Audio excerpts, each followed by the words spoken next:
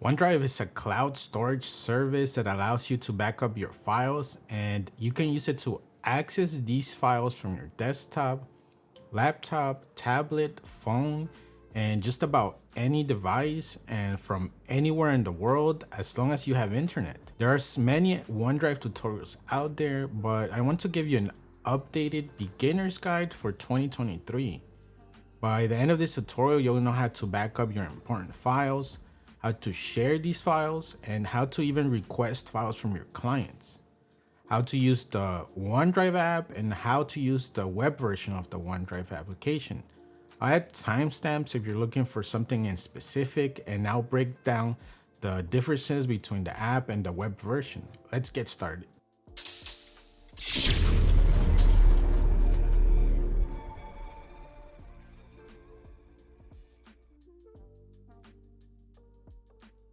I want to show you the installation because many people don't realize that they automatically will back up their documents, desktop, and even pictures after installing if you're not paying attention. Let's search for OneDrive download the setup file and run it. After it installs, let's open the app and at the bottom right of the taskbar, sign in. Don't ignore this part as this is where you can select which folders you want backed up. Hit next. As you can see, by default, it will back up our documents, pictures, and desktop. If that's what you want, leave them enabled. If not, disable them now. Select Start Backup and you're all set. Now, if you open File Explorer, you'll get a shortcut that says OneDrive, which has all your data there.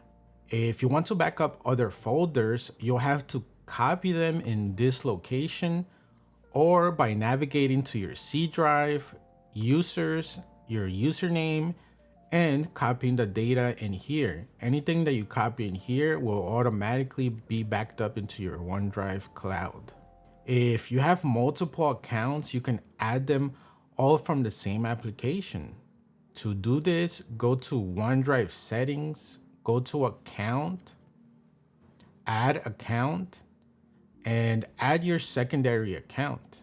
Let's say you want to share a Word document with your client. To do this, open your OneDrive folder, right-click on the file, under OneDrive, click on Share. Here, select if you want anyone with this link to be able to open it, or you can restrict it to people within your organization. Or you can even be more specific to only people that you choose. For this example, I want to share with ultratechjs@gmail.com because I don't want anyone else to open this private document. And I'll also choose for this person to be able to edit so we can both collaborate on the document. If you want the person to have read-only access, you can choose so here as well.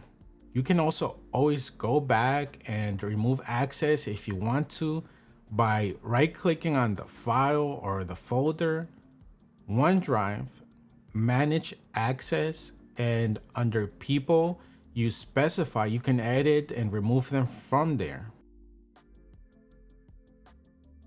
Now let's transition over to the OneDrive web version where you can access these same files from any device.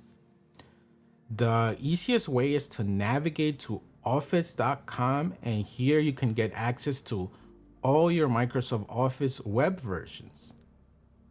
Click the top left, OneDrive, and now we are in the web version of OneDrive. From here, the Home tab will show all recently opened files or documents. My Files will show all your folders and files, the same which we saw on our desktop application.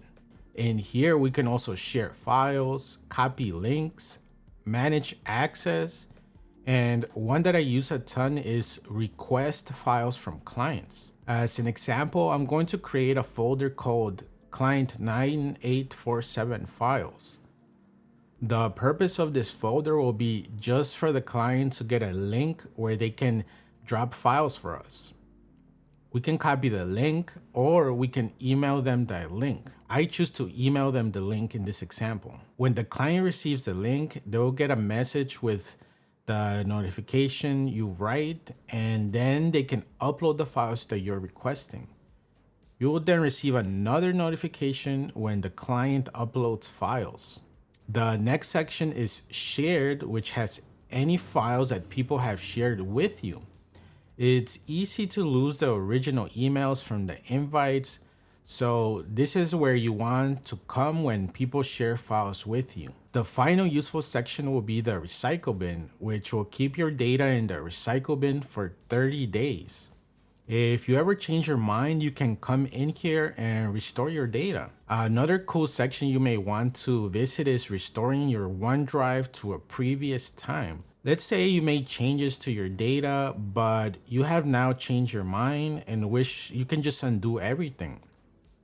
If you go to settings in the top right, go to restore your OneDrive. Here you can choose a date and time of when you want to go back and undo the new changes. When you use OneDrive, you also get the benefit of auto-saving any documents you may be working on. This is very useful as there have been times when saving locally, I forget to hit the save button and I'll lose my data after shutting down without paying attention. You will also get at least 1 terabyte of storage, and this gives you plenty of time to fill it up with your crucial data. And if you ever make a mistake, OneDrive has you covered by restoring your data from a previous date and time. I hope you have enjoyed this video, and give it a like and subscribe to our channel for more tech content. Until next time, Ultra Tech out.